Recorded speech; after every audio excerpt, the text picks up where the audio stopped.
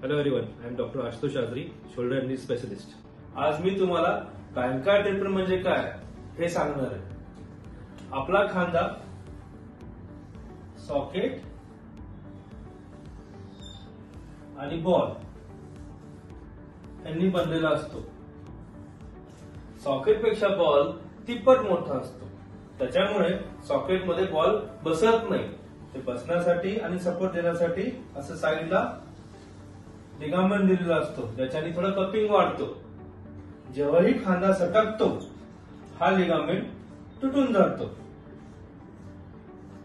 त्याच्यामुळे आपल्याला समोर बॉलला सपोर्टच नाही राहत. आपण बँका ट्रिपर मध्ये काय करतो, हा जो लिगामेंट तुटलेला आहे तो जागेवर परत रिपेअर करतो. हे आपण ऑर्थोस्कोपिक करतो. त्याच्यामध्ये स्पेशल अँकर्स असतात, ज्याला असे धागे असतात. तिथे आपण अँकर टाकून 1, 2, 3 आणि जर लागला तर 4 टाकून आपण हा जो धागा आहे त्यातनं ओवून घेतो आणि ओवून घेऊन तिथे बांधून घेतो. म्हणजे जसं आपण कापड रफू करतो तसंच लिगामेंट जागेवर आणून ते रफू केल्यासारखं आपण बांधून घेतो. ह्याला आपण बँका ट्रिपेड म्हणतो, जो ऑर्थोस्कोपिक केला जातो.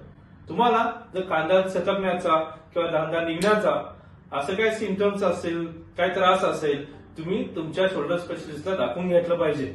धन्यवाद.